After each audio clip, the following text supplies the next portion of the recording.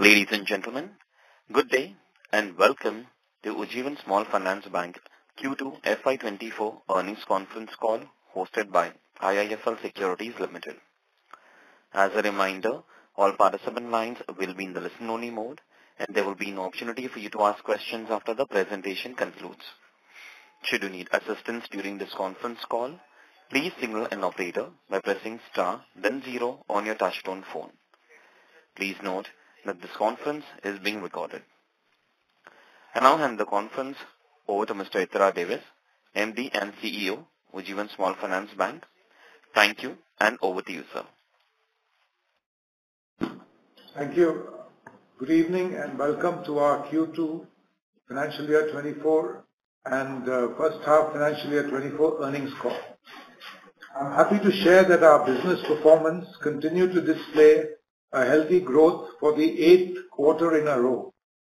Disbursements at 5,749 crores continued its strong trend and were up 18% year-on-year, aiding in gross loan book of 27% year-on-year and 5% quarter-on-quarter.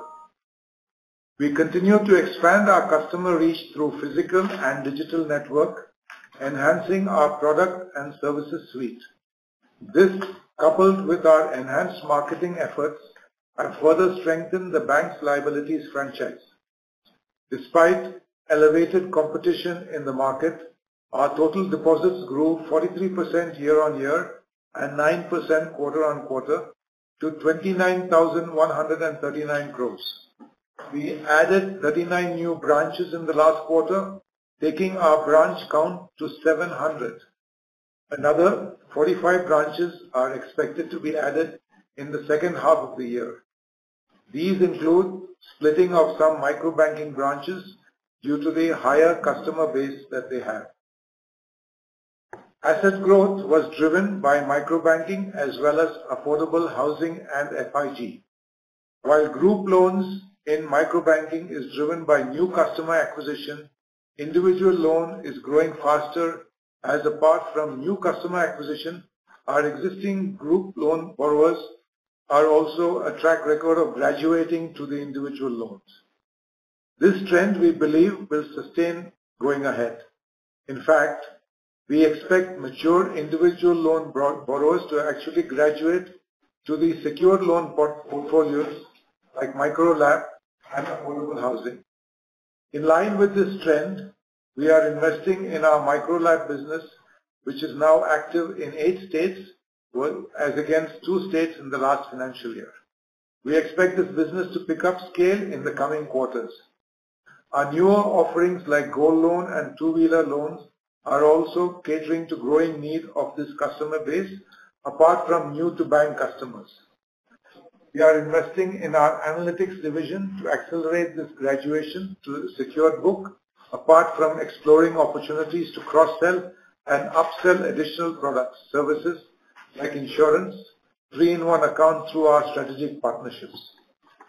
Our affordable housing continues to outperform and is now 15% of our total gross loan book. We dispersed 541 crores this quarter, taking our book to 4,036 crores. As I mentioned during our last call, the business is moving towards a hub and spoke model. We have added 10 new hubs this quarter, taking the total count of hubs to 13. While operational efficiency is setting in along with streamlining of processes, loans dispersed through these hubs have a much lower tax compared to loans dispersed from other channels. This has resulted in improved productivity. Also, our focus is more towards non-metro and smaller towns. Contribution of disbursements outside metro is slowly inching up. The FIG dispersed 293 crores, up 39% year-on-year. Being a strategic business, we continue to garner good quality NBFCs with over 95% FIG customers carrying a credit rating of A- and above, with collections stable at 100%. The revamp of the MSME vertical has taken a little longer than anticipated.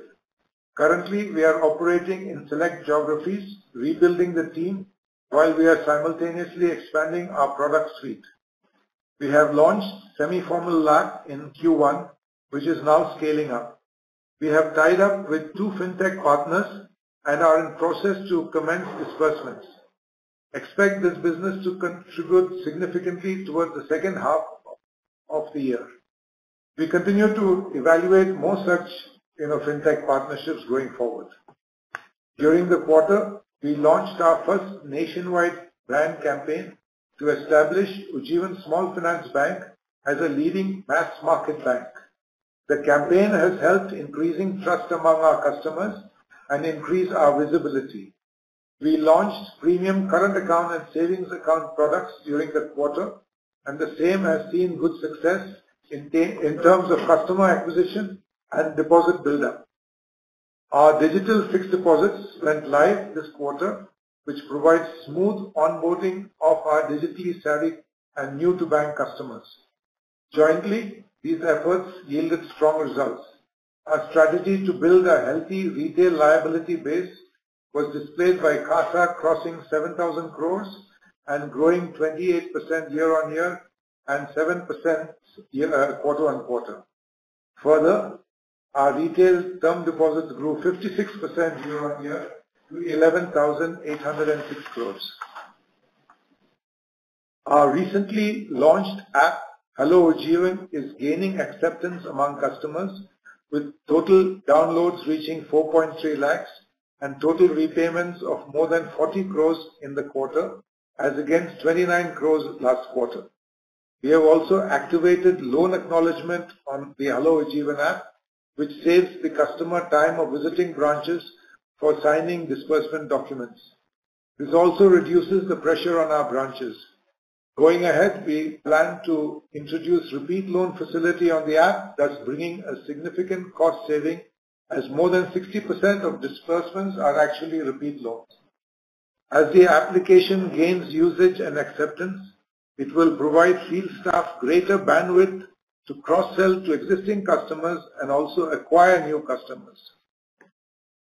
Now moving on to our financials. Our total income growth for the quarter was 39% year-on-year, driven by a 40% year-on-year interest income growth. Yields continue to inch up as the book gets repriced. Currently, 47% of GL IL book in March 23 onwards, 28% dispersed between September 22 and Feb 23, and the balance prior to September 22. Just to remind you, we have taken 50 basis points hike in September 22 and another 50 basis points in March 23. Our cost of funds continue to rise as term deposits get repriced. Going forward, the cost of funds graph should start to flatten as the TD pricing is mostly complete. Repricing is mostly complete. This is subject to status quo in the market interest rates. Our NIMs have contracted to 8.8% for the quarter as against 9.2% in the first quarter. This is partially due to the rising cost of funds and partially due to increased investment book. As the cost of funds start to flatten, we expect some improvement in NIMs in the second half, more towards Q4. Our asset quality continues to improve with GNPA at 2.2% as against 2.4% in June. NNPA remains negligible at 0.09%.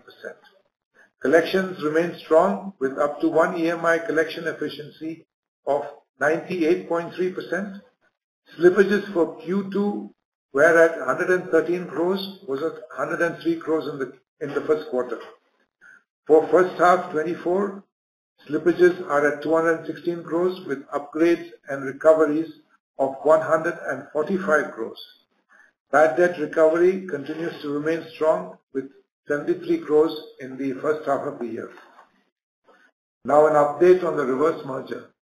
Based on the order received from the Honorable NCLT, the shareholders have been invited to an EGM that is being convened on the 3rd of November by the bank, as well as by a separate one by the Ujjivan Financial Services.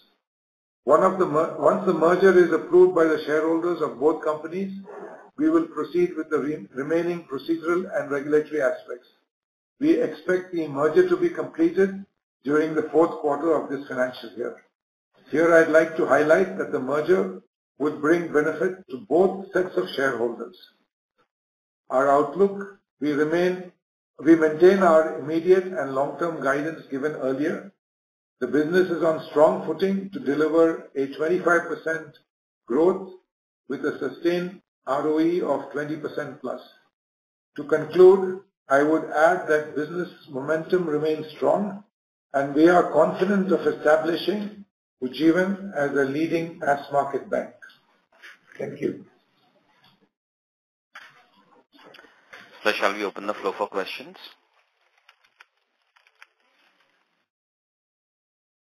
Yes. Thank you very much. We'll now begin the question and answer session. Anyone who wishes to ask a question may press star and 1 on their touchtone telephone. If you wish to remove yourself from the question queue, you may press star and 2. Participants are requested to use handsets while asking a question. Ladies and gentlemen, we'll wait for a moment while the question queue assembles. A request to all the participants, please restrict to 2 questions per participant. If time permit, please come back in the question queue for a follow-up question. The first question is from the line of Suraj Das from Sundaram Mutual Fund. Please go ahead.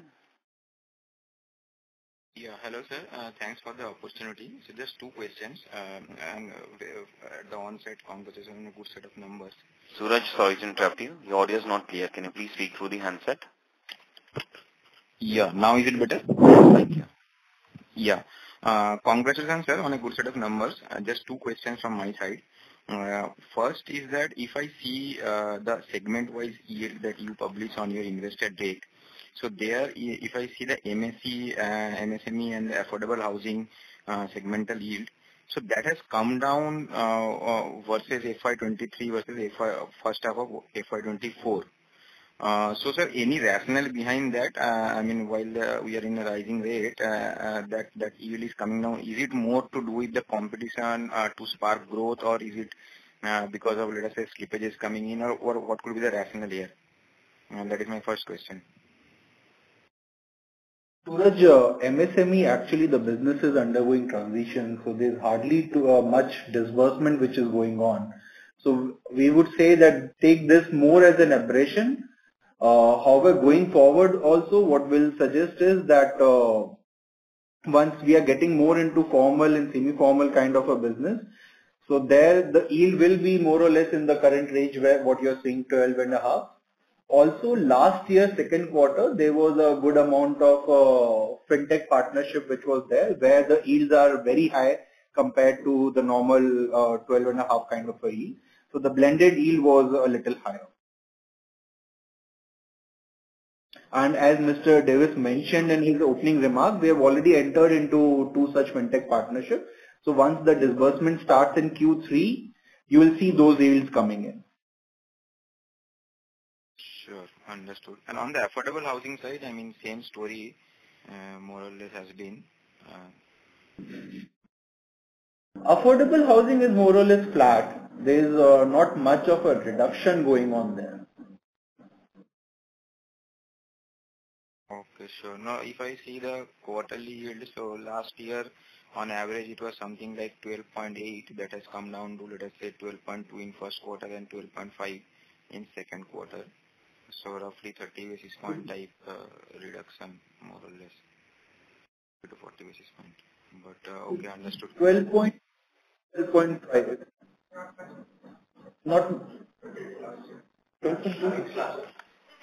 Not much of a change in affordable housing. It's more or less flat.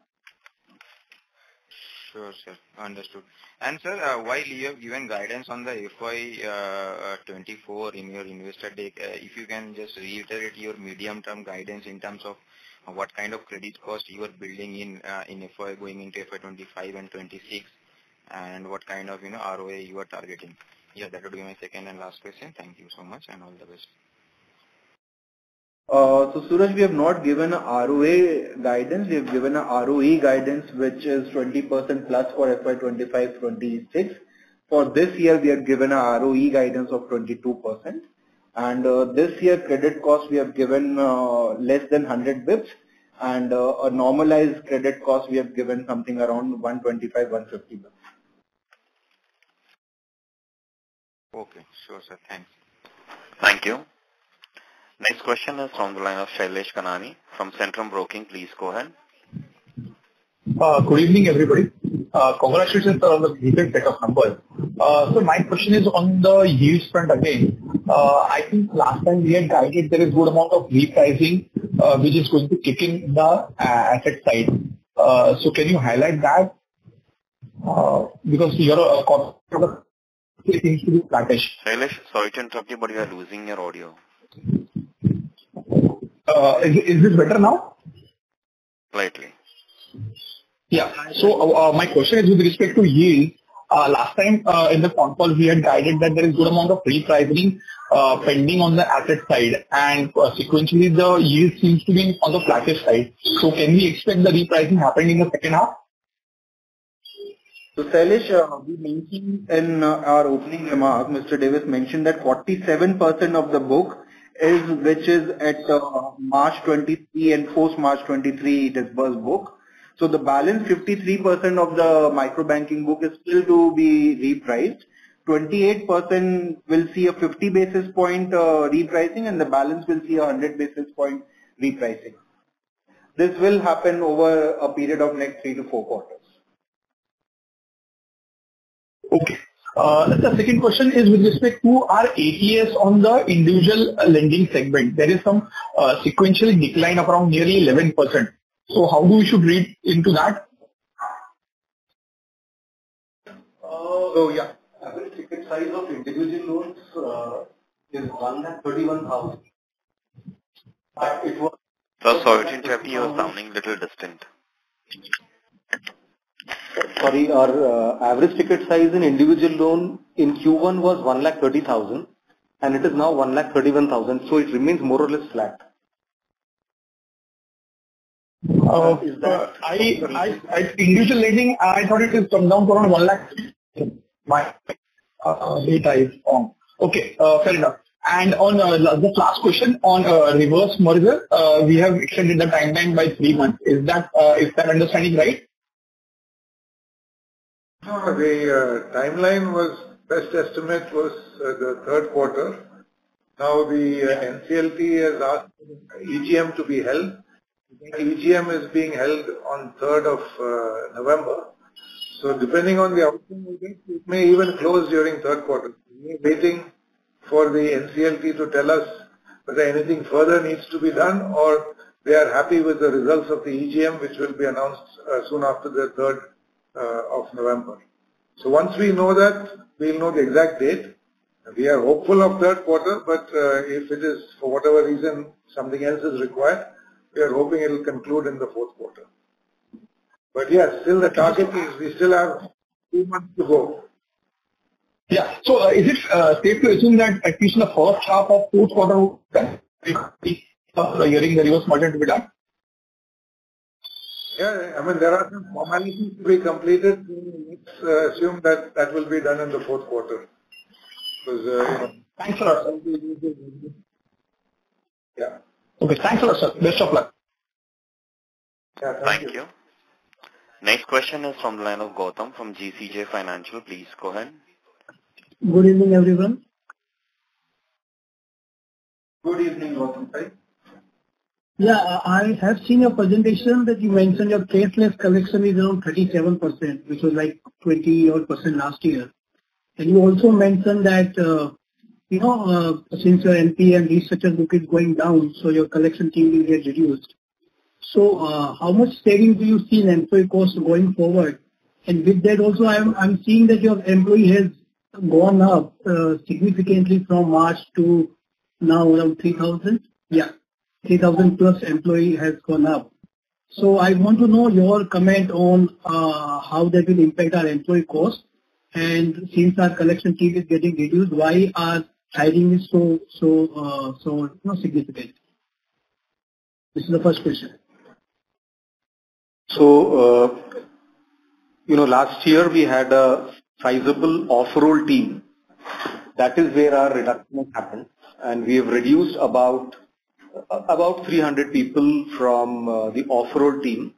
However, as we are building our secured book, we have strengthened our on-roll team to handle the secured portfolio. So you would see a marginal increase in the number of on-roll employees to handle the secured collections. Also, I think we have got new branches which we have opened. So all of those branches have to be staffed. We have, by the end of this financial year, we will be adding from last financial year about 150 odd branches. So those 150 branches have to be staffed. We have crossed 700 now in overall number. So that is also adding to the number of staff which we are hiring. In terms of cost, we are aware that these costs have to be managed, but it is in line with all our projections. The new branches will of course bring in new business with a small lag, and that will compensate for the higher costs. Okay. And your comments are on the cashless collection, we reached to 37%. So, looking at Digital India and, everybody got a mobile and, a lot of multiple vendors to make the cashless payment. Can we reach this 100% by in next 2 years? What is your comment on that? We would say amen. Sorry,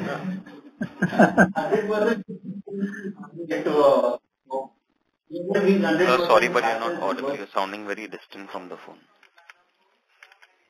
We haven't reached 100% cashless disbursement. Also, there are few customers who still take cash disbursement. So, cashless collection 100% is a very far-fetched aspiration right now. But yes, we are pushing that as much as we can increase this 37%, we'll do that.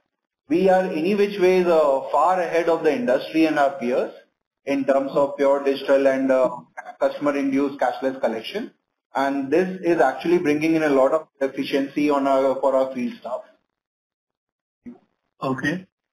My second question is related to new customer acquisition. The run rate is still 2.6, 2.7 lakh per quarter, which has not going up even with the opening of new branches. So, can you just make your remark on it? Because last year we were adding more than 3 lakh every quarter, but this last 2 quarters we are adding less than 3 lakh per quarter. So, your comment on that, why we are not able to increase that numbers even with the new opening branches?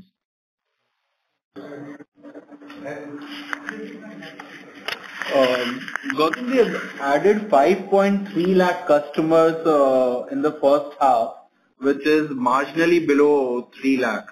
So it's not that significant change that has happened. Also, last year the benefit was that we were in a far better situation compared to our peers to add customers, as there were changes on the regulatory front, and we were far better prepared on that front. So, and this we mentioned last year also, that we are far ahead of the peers because the policy changes that came in, Ujjivan has been following that since a very long time, and thus we are having that benefit. And I just like to add that you also talked about new branches, and as Ithra sir was mentioning that there is a small lag when you open a branch and a branch become mature and start generating good business is something which is most of the branches are relatively newer, 3-4 months old, and you will see these branches also generating business in Q3 and Q4 of this year. Thank you. Gautam, sorry to interrupt you. I'll request you to come back in the question queue for a follow-up question. Participants, please restrict to 2 questions per participant. Next question is from the line of Manish Otswal from Nirmal Bang. Please go ahead. Yes, sir. Thank you for the opportunity. I have one question on the balance sheet. So, in this quarter, we have seen the sharp rise in the investment book along with the borrowings. So, can you comment on what we have done in this quarter?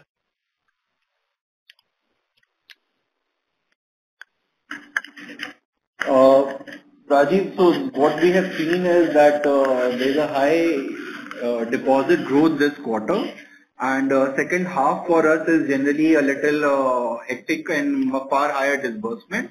So it's just that built up for the second half. Nothing much to read on that.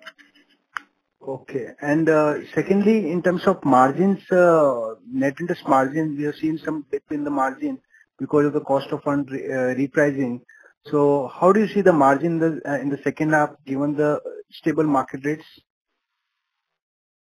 So Mr. Davis also mentioned in his opening remark that the cost of fund curve should start to flatten out, and thus that kind of a pressure on margin should not be there. And also as we use this extra money that we have raised for disbursement, that pressure also from the margin should go down. So we expect margins to improve in the second half versus Q2. Okay. Thank you. Thank you. Next question is from the line of Yash from Dante Equity. Please go ahead. Yeah, hi. Good evening. Am I audible? Yes, you're sounding a little distant. Can you please speak through the One handset? second. Yeah, hi. Congratulations on a great set of numbers. I just want to understand the NIM guidance from here onwards. Do you still stick to your 9% NIM guidance? And if yes, is the repricing of that percentage of book that you said is going to get repriced, is that enough for you to kind of reach the 9% blended NIM guidance for H2? Yes, hi. We are not changing any guidance right now. So yes, to that extent, we stick to the NIM guidance. We already mentioned to the previous query also that second half we expect that NIM should be better than the Q2 NIMs. First half we are already at 9%, so achieving 9% for the full year, we do not really see that as a major challenge. And as far as the repricing, that repricing is what we are building into our NIM improvement. Also, do you see yourself increasing the gold loan portfolio from H2 onwards, or is that going to kick in from the next financial year? Because I really a lot of banks of your size are doing a lot of work with gold finance. So where do we stand with gold finance today? So we are doing a lot of work on the gold loans. There is a huge demand there.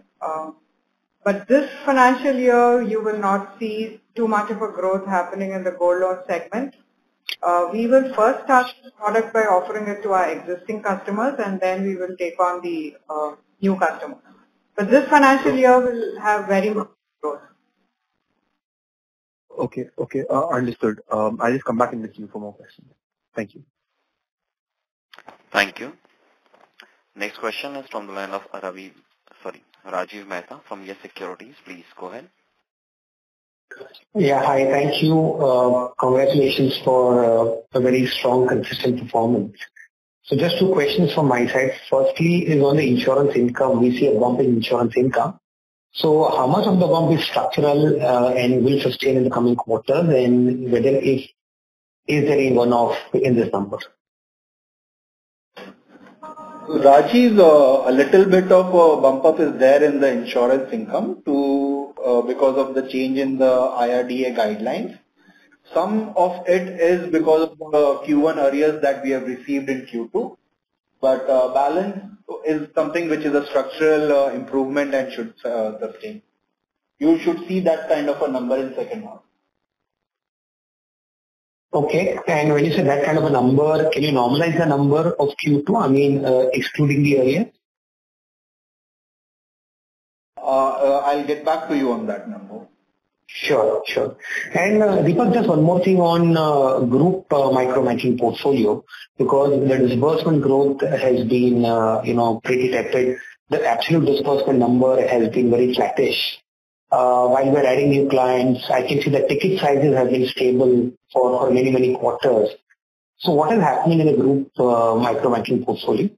And when do we see a meaningful pickup in disbursement and loan growth in the GLG portfolio? Yeah, so if you see general trend also, generally first and second quarter is something where we have decent demand in loans, but the demand increases in the quarter 3 and quarter 4 as far as microfinance typical group loan is concerned. So that is one reason. And second, in quarter two, you might have also seen that different part of the country also faced natural calamities, including flood in various part of the west and east. That also slowed down to a little bit, but things are normal now in terms of business and collection. And you would see better pickup in quarter three and quarter four, as it is natural. We see it every year that business will pick up and will have higher reimbursement happening in quarter three and quarter four. Okay, thank you. Thanks for the clarification. Best of luck. Thank you. Next question is from the line of Pritesh from DAM Capital Advisors. Please go ahead.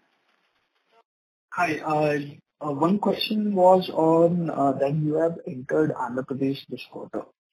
So what are the plans there? A lot of entities also want to enter that geography. How will it be different this time around? So we have, yes, entered Andhra Pradesh with a soft launch. And we've just started our, so it's mainly going to be liability led, and based on the potential, we will also see if we can do other retail asset businesses. Microbanking is not in the picture at the moment. Great. Okay. Second was on the margin side. So the 9% guidance was quite clear, but as we move along in next year, and we expect MSME and affordable housing to share to increase meaningfully, how do you see NIMs panning out, next year after the second half increase which you expect?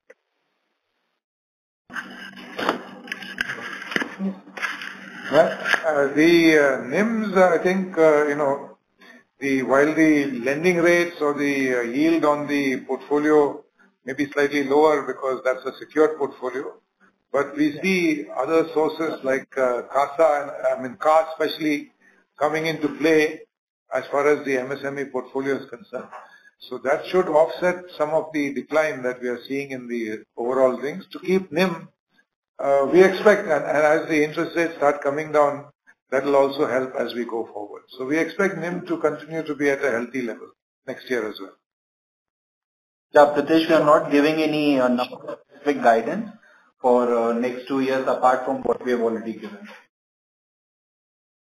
Got it. Thank you so much. Thank you. Next question is from the line of Ashlesh from Kotak Securities. Please go ahead. Hi team, good evening. Firstly, on West Bengal, if I look at the AUM growth that we have had there, it's been around 28% over the last year. However, at the same time, if I look at the microbanking portfolio for the entire industry in that state, in West Bengal, that has been shrinking. So it looks like we are gaining some market share in the state. Can you shed some light on who is losing market share over there? So I would not like to take name, but yeah, we know that industry has been facing issues specific to certain organizations both in West Bengal and Assam. And if you see look at our growth has been constant over the last few quarters. So we are it's a result of some of the players not being very active because of various issues that is happening. Which is very internal to the organization. But we are gaining market share pan-India in all the major states we are working in the last 4 to 5 quarters after the pandemic. That is something which has happened, as we are growing much better than the average industry. Okay, and just one follow-up on that one. So all these new customers which we are acquiring in West Bengal, would you say that they are all, customers who have never been NPA?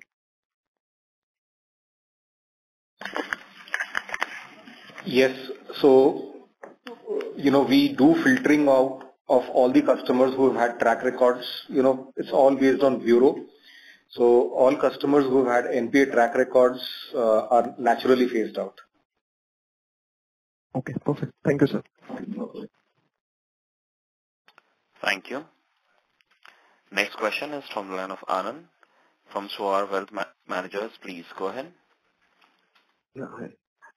Thanks for the opportunity. Sir, I wanted to check about the bad debt recovery. How much more bad debt recovery we expect from the write-off book?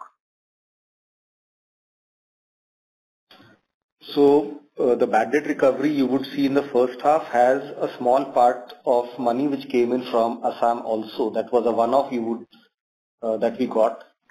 That was about 3 odd crores. Apart from that, we've said in the beginning of the year that we will try and do about 100 crores of bad debt recovery. We seem to be on course to do that for the remaining part of the year. Okay. So, sir, the question was, post this 100 crore, do you expect this to continue also in the next year? There will be bad debt recovery, not to the extent that we currently see, because obviously the book would have aged by a year more than what we currently have. So let's say if you are looking at what percentage, so if it's, let's say, X percentage today, it would be something lower than that next year. Understood. So the rate of recovery will not be the same. So therefore, there will be a reduction in absolute numbers as well. Okay, thanks. So second question is with respect to slippage. The gross and net slippage, are they coming from the same pool or they are coming from a different pool? So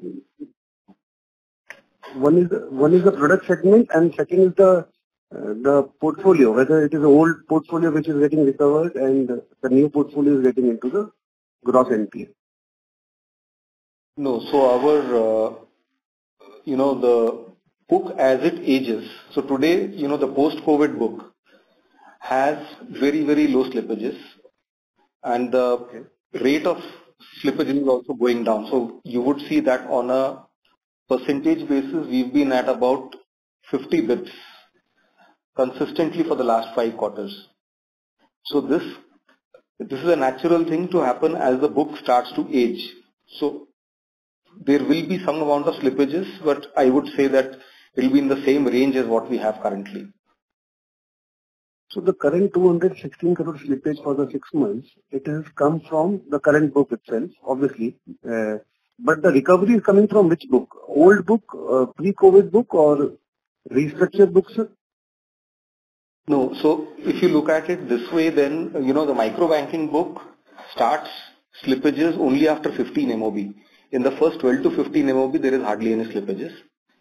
It starts only after 15 MOB. In housing and MSME, it typically starts at 18 to 24 MOB. So you could say that the slippages that you see are largely representative of the 15 and 1824 for unsecured and secured assets. Okay, thanks. Thanks for the clarification. Thank you. Next question is from the line of Darpan Shah from Haitong Securities. Please go ahead.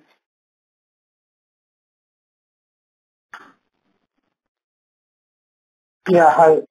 Thanks for the opportunity. Congratulations on good set of numbers. Just one question. A few days back, there was a media article saying that the regulator is unhappy regarding the pricing offered by MFI lenders, including banks and non-banks.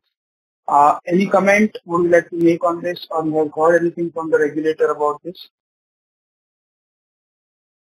Well, we don't want to comment on observations of the regulator, but all what I can say is that, ever since the interest rate hike cycle started, we have seen 2.5% increase in the repo rate, but our rate increase for our micro banking customers has been only 1% or 100 basis points. So net, there's been some benefit which has been passed or not. The hike has not fully been passed on. We have absorbed a lot of the hike, which is why you are seeing the cost of funds going up slightly and net interest margin being squeezed. So all in all, it is something that we have understood as part of financial inclusion, and we have built it into our financial model. Okay, thanks. And just one last question related to this only.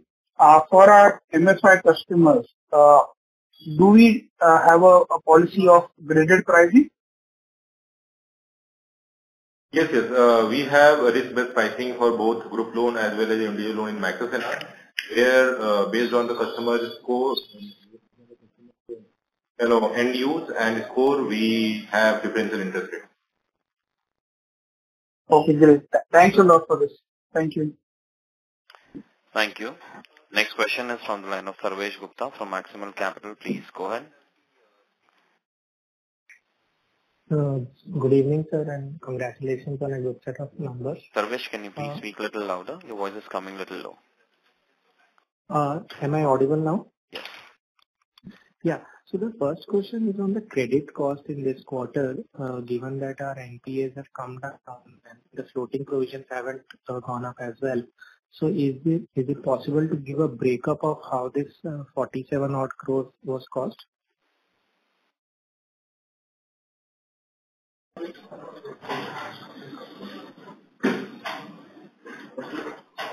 So you're talking about product-wise breakup? Yeah, product-wise breakup, or I mean the reason behind it, is it because of movement in the buckets, or how have you accounted for this?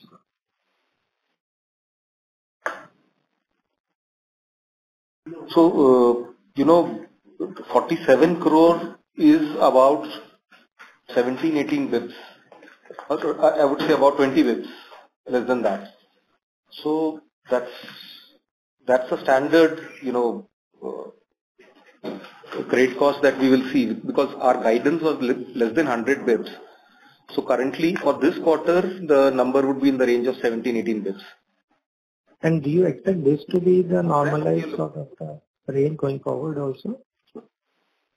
So we would, we've said that we will, maintain credit cost for the year within 100 bits.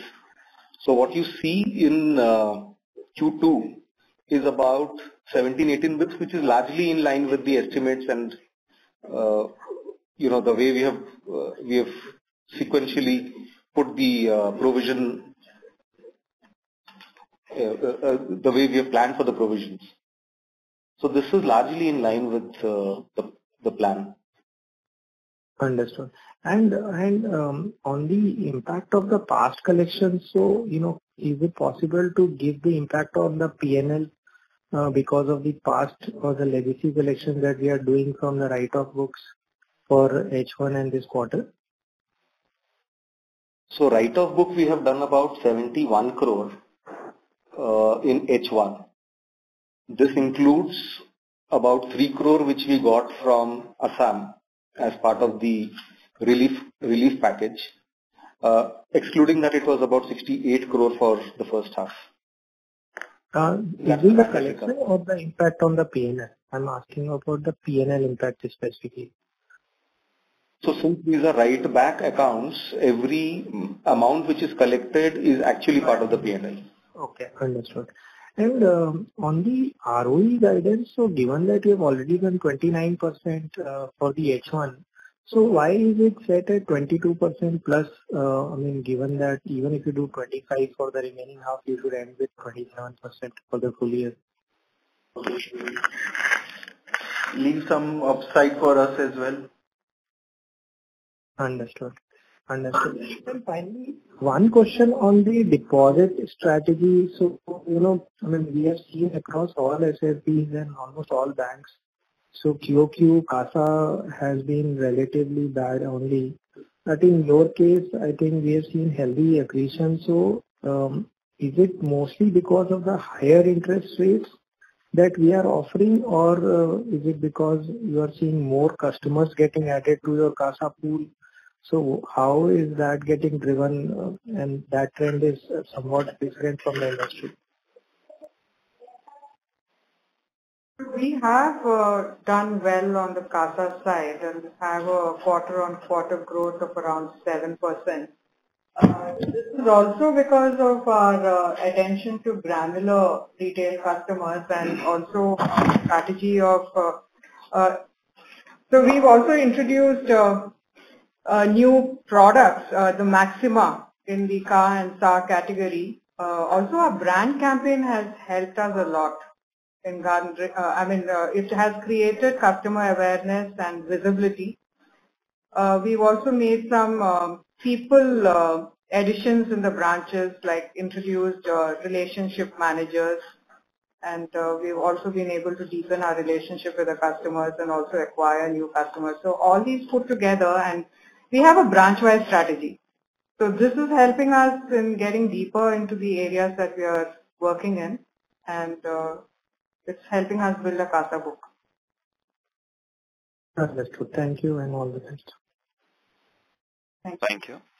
Next question is from the line of Kanwaljit Singh from Balaji Investments. Please go ahead.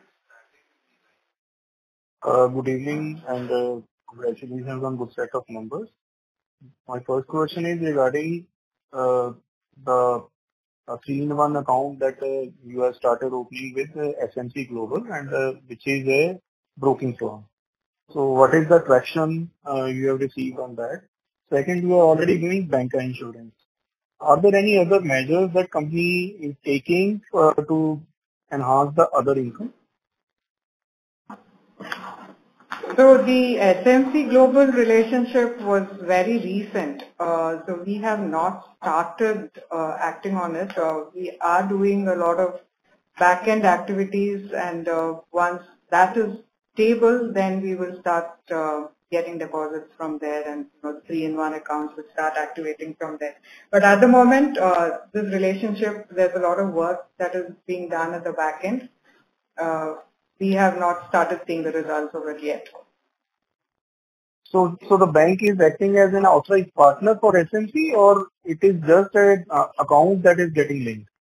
So as an authorized partner, you get a higher portion of income.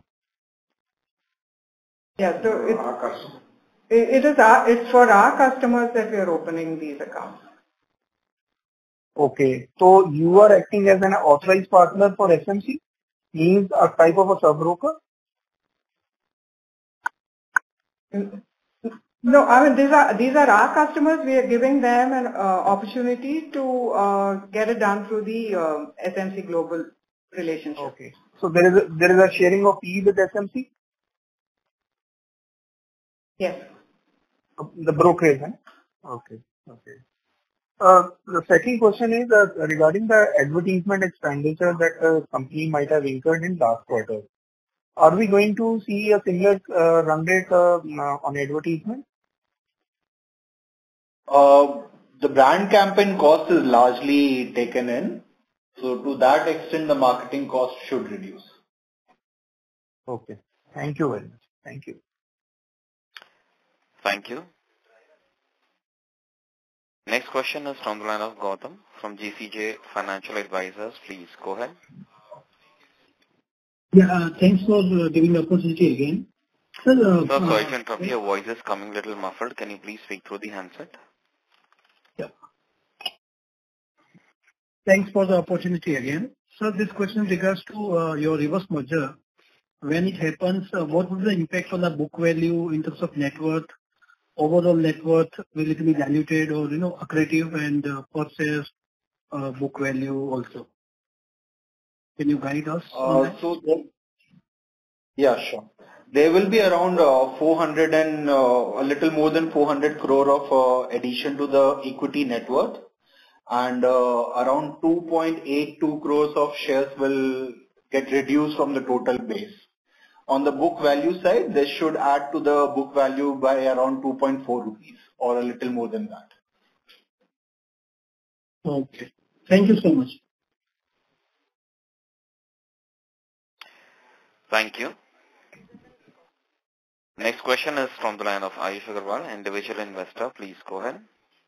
So I have two questions. One was regarding your current and saving accounts numbers. I've noticed that current accounts make up less than 10% of your total CASA.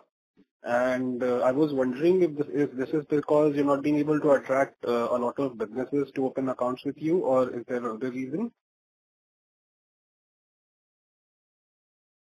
So this is an industry-wide problem, and it is not just contained to Ujjivan. But in the last quarter, we've been able to introduce a lot of product variants, mainly the maxima and the privilege accounts, and we are seeing good deposits coming through that. The CAR actually is increasing there. This quarter, we should see some good results on the CAR side and also on the SAR side. We also have introduced a separate channel in place to help us fast track the CAR acquisition. My second question is regarding what happens after the merger. I had read a news report where I believe the MD was saying that you are planning to start to get a full banking license from the small finance license that you have right now. Is that still in the card? Yeah, I think, that to clarify that, I said that the board would consider the application for the universal bank license, and that stands. So in the next financial year, assuming that the reverse merger is completed in this financial year, the board would deliberate on what are the next steps, and the universal bank license is one of the options. All right. These are the two questions. Thank you. Thank you very much. As there are no further questions, I now hand the conference over to Mr. Davis for closing comments. Well, I'd like to thank all the participants who have been on the call for all the good questions that you have asked and made us think and respond, but it's been very good for these questions to come through. I'd like to thank IIFL for organizing this call and look forward to hearing and seeing you in the next call, which is 3 months away from here. Thank you. Thank you very much. On behalf of IIFL Securities Limited, that concludes this conference. Thank you for joining us. You may now disconnect your lines. Thank you.